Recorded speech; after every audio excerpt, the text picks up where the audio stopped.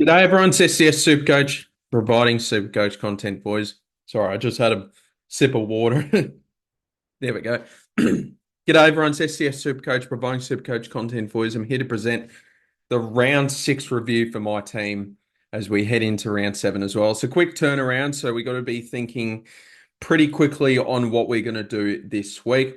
Hope everyone did have a great Easter. Good little break, and then we got Anzac Day on the 25th on Friday, so that's good. But yeah, in terms of Supercoach, we scored 2,216, which is it was hard to beat last round, so I can't say much. But I can't complain much. Like that was just an unbelievable round I had last round. And we're still going up in the ranks. Season rank of 3,001. And yeah, we're in the top 2%, which is nice. I feel like the side is really shaping up pretty well. My main priority, I was off to a slow start. The main priority has been trying to get rookies off the field, which I've been doing. And I guess a way to climb up the ranks is to have one or two less rookies on field than others. And I'll be looking to do that again this week, but I'm not sure if it's technically a rookie off field per se, but I'd like to think of it that way. So yeah, didn't go flawless in my drafts this week. Lost a couple here, so that's all right. Let's talk about the side as we head into round seven and sort of review round six. So let's talk about the main talking points. So my trades this week was Nick Daicos in, Tom Gross in, and Caden Cleary in. Out was Sam Davidson, Riley Sanders, and Jack Henderson. So, obviously, very happy with Nick Daicos. I couldn't have predicted a 172. So, if you wanted to double downgrade this week, I do feel sorry for you because there wasn't much. I thought I was very tempted to do that, and then I went 40 minutes before the game. You know what? I like how my team shapes up like this heading into the round more than if I double downgrade. So I grabbed Daicos.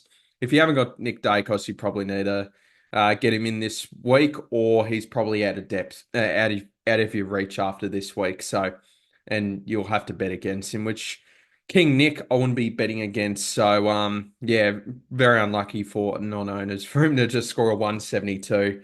I would have lost my mind if I didn't have him. So, very happy with that. Caden Cleary, 30, disappointing. Just some of these cash cows just aren't prevailing. And then we got Christian Moraes with sorry, not Christian Moraes, Tom Gross with a 11. So that was, I could have reversed the Gross and Henderson trade, but I just thought, do I really need to? Like, maybe it's a waste of a boost, but boosts are there to be used early in the season to upgrade the team. I just sort of thought, you know what? Like Henderson is going to go down before he goes up in price. Um, every chance he's a dead rookie. The only reason you'd keep him is for him to be a dead rookie and be a mid forward swing on your bench. But I don't know. Like I just thought, you know what? Let's just go with Gross. With the outrage that West Coast fans had, I'm fairly certain he'll come into the 23 this week. We're in a bit of trouble if he's sub again. So. Yeah, I stuck with that. In terms of the guys I traded, Henderson, I don't really regret. Riley Sanders had his best game of the season, so of course he did. Supercoach heritage right there. But for him to, I was happy to let go of him, a sacrificial lamb to the Supercoach gods to get Nick Daicos. So it's not a big deal. Um, and then Sam Davidson sort of reset his cash gen. I was really worried he was going to do really well. He did fine. 82 is fine, but nothing I regret there. So pretty happy how the side's shaping up. Some other things we need to talk about. So I VC'd Sheasel into Brayshaw. I didn't want to do this, but I was going to VC Brayshaw and McRae. But one thing I didn't notice was I actually couldn't loop after the Friday night games. Sorry, I couldn't VC Brayshaw. So because Bo Allen and Clay Hall played on the Friday night, of course they did.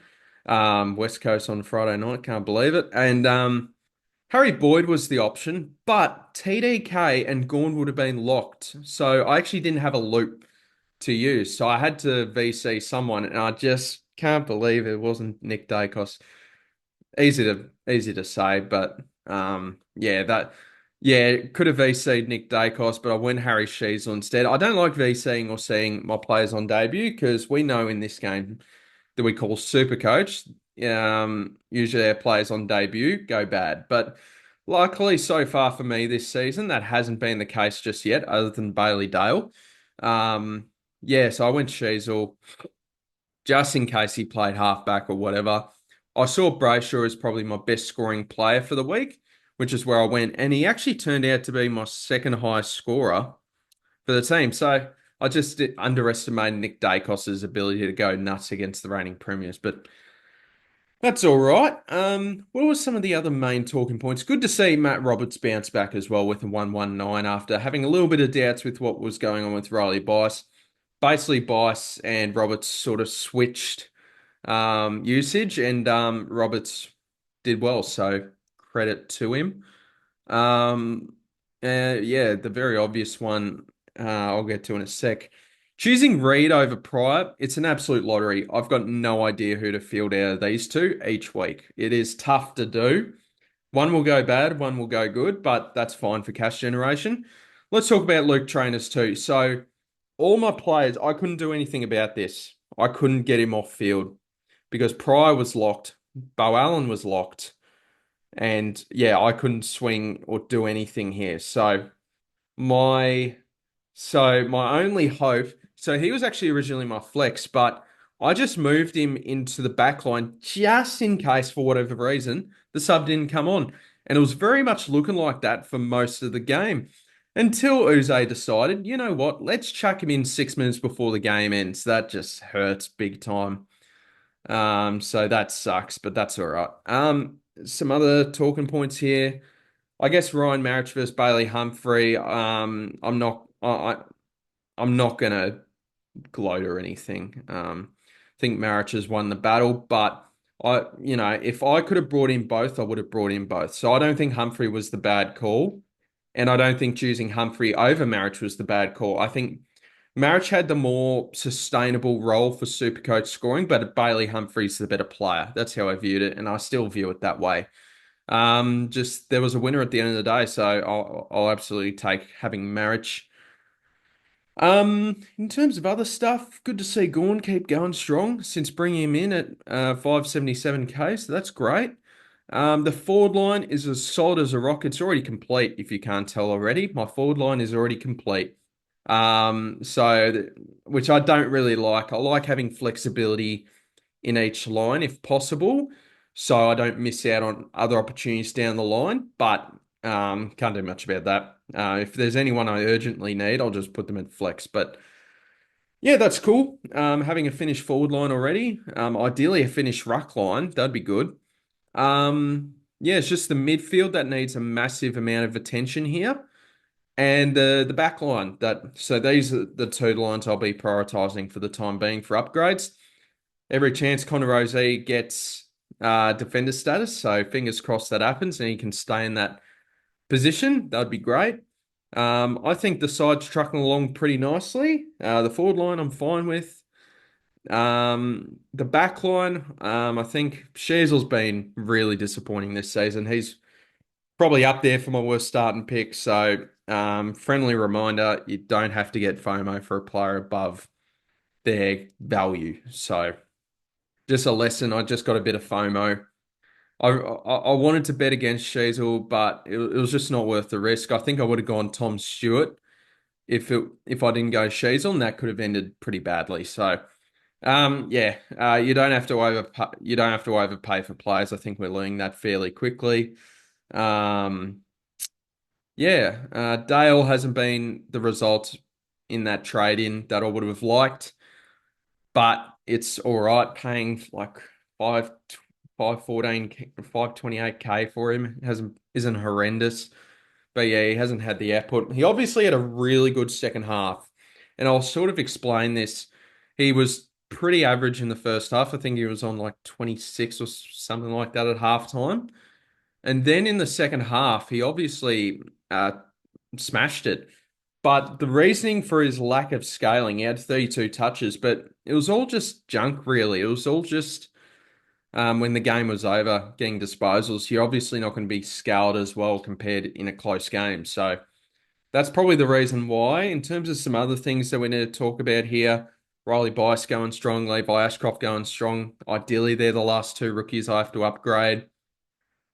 Bo Allen just refuses to play, so that's good. And that's a very friendly reminder to whack the C on your best option come round one.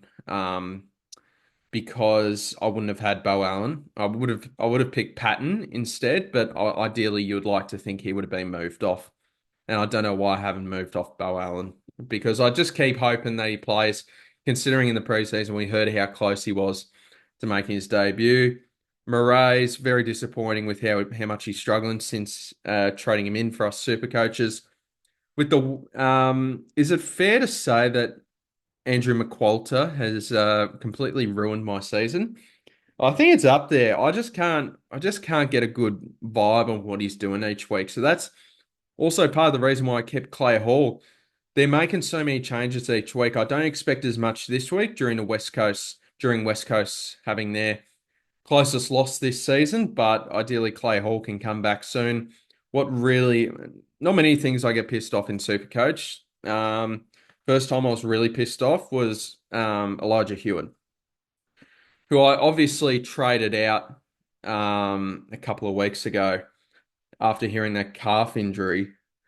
Where was it? It was right here, round four. So last week at best 18, I moved on because I thought calf. The way I've been reading West Coast injury reports is that they can be a lot longer than what they're saying the injury will be. So yeah, he obviously had a calf. I was a bit scared considering how injury prone he was. I moved off.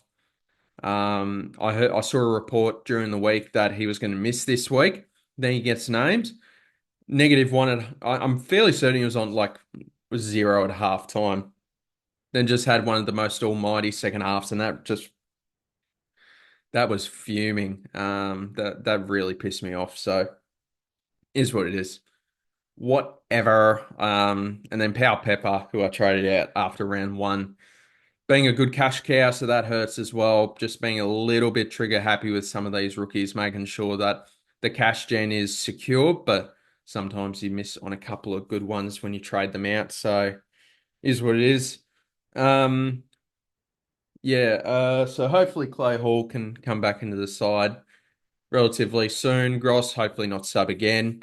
Um, Xavier Lindsay, I think the role looks a fair bit different than what it did before he got injured. So that doesn't help. But I think a good matchup against Richmond this week and West Coast next week can hopefully re-spike his cash generation because we need it. Levi Ashcroft going so strong. How consistent is Adam Chera? He's been fantastic as a starting pick. He's doing what I thought Clayton Oliver would do. I'm going to be holding Clayton Oliver for the Richmond and West Coast matchup over the next couple of weeks, but yeah, hasn't quite turned out to the 105, 110 sort of average that we were hoping for. I think it's just so tough to get back in a good form after what he's been through. So good to see him back on the footy field, but yeah, he's a long way off from what he used to be. Kind of Stone just snailing his way to 200k. Jaden Short not dropping in price, not going up in price. He's just averaging a little bit more than what we paid for him, so it's all right, but it's not great. Ideally, we move off, but we will hold for the time being because it's not urgent. It becomes urgent when it's a bad break even, so that's all right. Much else to talk about? I mean, Bailey Smith had a good first half against the Hawks. Disappointing second half. Rankin's slowing a little bit. Would like to see a spike game from him pretty soon. McRae solid as a rock. Same with Daniel. Same with Petrarca. Even though Petrarca hasn't been a great starting pick, at least he's been relatively consistent and having some fair scores in there. Um, yeah, I think that's really about it from my side perspective. So VC and C for me, probably how we're going to look at it this week. At the minute, I've landed on going into TDK, but Nick Daicos is very heavily under consideration. So it's between two of these three to chuck the VC and C on. Just need to find the right combination. Just need to nail the right combination because it's coming harder than ever to nail a VC and C. Just due to all these tags and role changes running about. So hopefully we can pick the right combination of these two of these three. I like going against Nank. Nank leaks points and looks like Gorn's starting to get into some good form. Nick Daicos, hard to ignore that 172. Goes up against Essen, big stage, Anzac Day. You never know what will happen.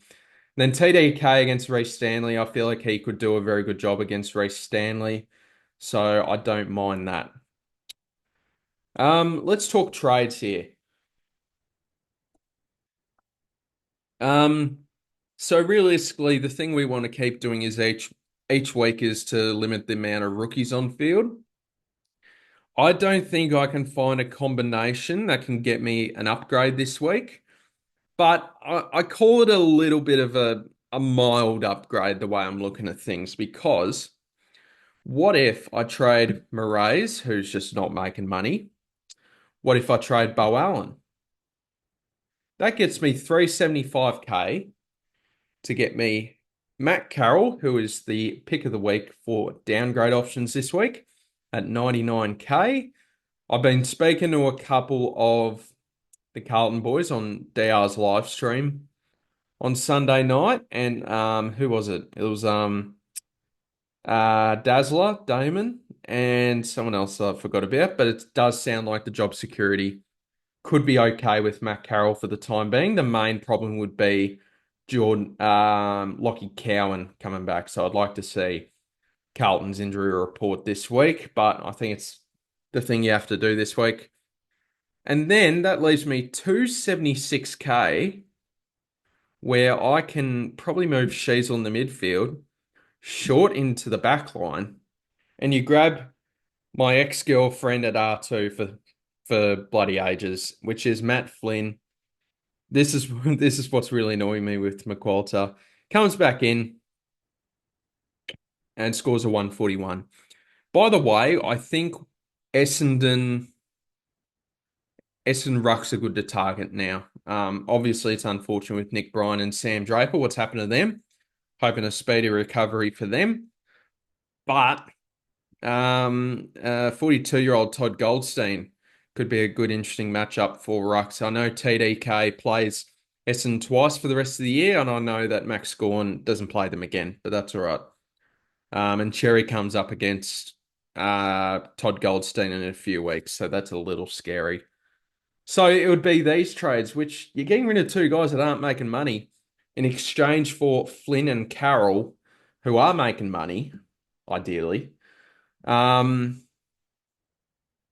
261k solo ruck with a break even of negative 73, a price of 262k. That's far too hard to ignore to get back with your ex. So, and I mean, I'll look at it this way. He gets another rookie off field, gets Lindsay off field. Even though I do like his matchup this week against Richmond, sometimes you have to do what you got to do. So,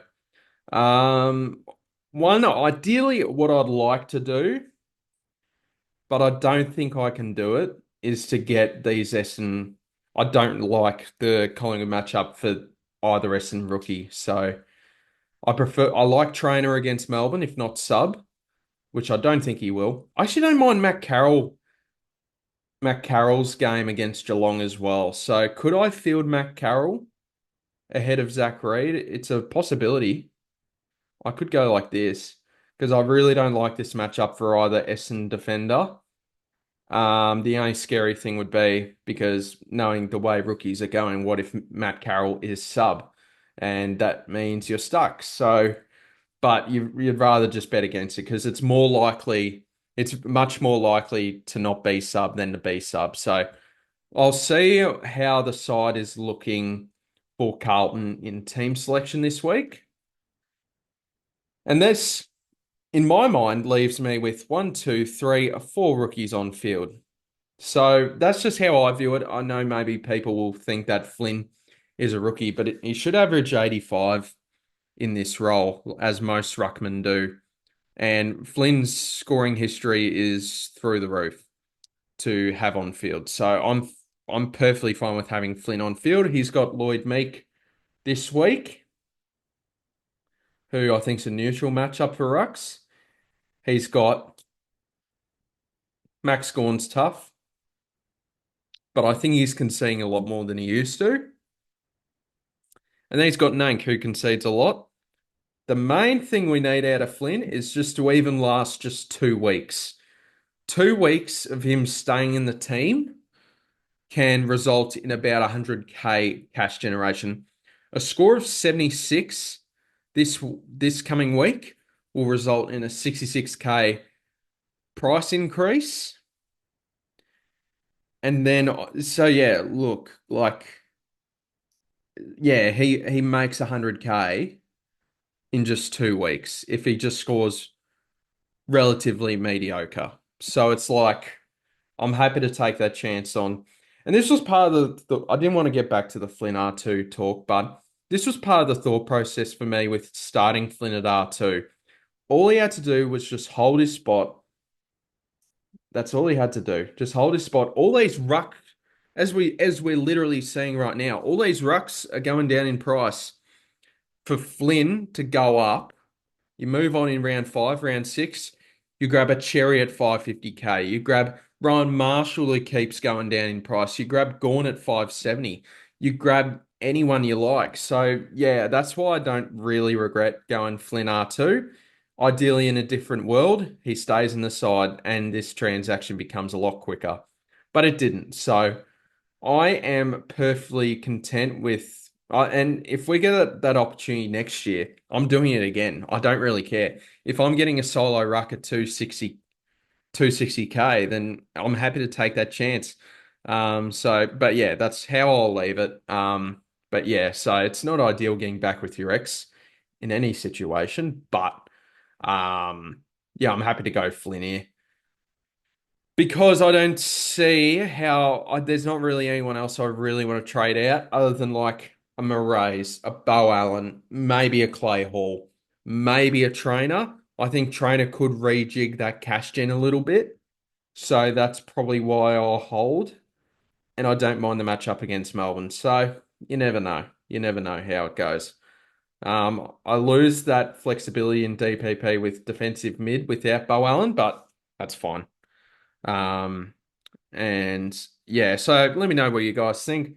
Having Ashcroft, a week D6. So in terms of guys we could move on the following week, it'll be maybe Pryor.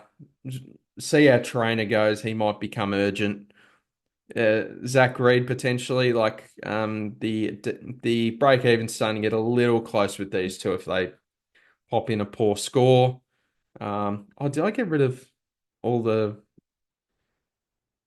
By the way, this message does my head in on the Supercoach website. Um, in terms of other guys, you could move on next week. Maybe Trainer, maybe one or both of the Essendon lads. Is Marich's time up soon? 54. That's still fine with him scoring 70, 80s and 90s. Anyone else? I assume Ashcroft and Bice have got a bit more to go after next week.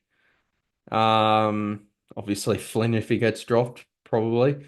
Yeah, so I think it'll be a rejig in the back line for me for yeah, I'd like to get another defensive upgrade happening soon. Or actually just another mid upgrade next week because yeah, so that's how I'm feeling. I don't know. Let me know what you guys think in the comments down below. Make sure you like and subscribe. I do appreciate all the support. It's always good fun doing videos. So especially a lot better when you're doing a lot better than what I did last year. So I really like how the team's shaping. I just need to find a way, ideally, to get Lindsay on field instead of maybe a Carroll. But that's really my only complaint with how the team looks for the coming week as we look into the league rankings for SDS Super Leagues. So I've popped myself into the top 8 for the first time, so that's good. I am fifth overall in ranking. Minimum tip chips, unfortunately, Paul had a poor week. Jake, the reigning champion of the SDS Super League. Just a friendly reminder, if you do win the SDS Super League, you get access to the league forever. So that's really the bragging rights with it. We want to keep all the champions in here. So, Jake, good to have you in here, and he's having another strong season. Um, yeah, so the league's looking very strong. Stuart's looking good. Riley, Stephen, yep, nice stuff, guys. 224th best league. So we have moved up in the league rankings there. SDS Super League 2, though, rank 73rd. So this is a very strong league as well. So, uh, Truffles of Greatness, Tristan having a very strong season. Well done, mate. Daniel doing well. Jasper, really good round. Fantastic round. 2297. Great round. Who got the best? Yeah, good stuff from Richard as well. Doubled his rank. That's good stuff there. Yeah, so this league's going very strong. Cheese, you're doing unfortunately disappointing week, but you'll bounce back, mate. Yeah, nah, great league. So yeah, we're doing. Am I in top 8? Oh, I'm second. Oh, there you go. That's good. So we'll take that. And where am I in overall rank in this league? Sixth. Yeah, we'll take that. I'm doing well in most of my leagues now, just due to the resurgence. So I will take that. There's only a handful that I'm not in the top 8. I don't know how I'm 19th in a league. That's crazy. That's all right. All right, we'll wrap things up. I try to do things a little bit differently in the review. Just talk about the relevant stuff and gently talk about the stuff that doesn't matter. So, anything else we need to check? I don't think so. I guess for team value wise, that's the only thing I'll touch on now. It will be, I reckon, if you're under 11.8 million team value, that's a little problem. I'm pretty happy with how I'm sitting. I'm basically 12 mil team value. I think I've handled that relatively well. In terms of some of the rookies I missed, Max Hall probably a miss. Murphy Reed's been a bad miss. Um, who else? Connor O'Sullivan, I think he's up for trading this week, but he's been a miss as well. So, look, we'll wrap it up there, guys. Hope you guys had a great Easter. Make sure you like and subscribe. Really do appreciate all the support. Stephen DW on Twitter and TikTok, SDS_SuperCoach. And I'll see you in the next video, guys. Hope you're going well. Any comments down below are welcome, and I'll see you in the next video. Cheers.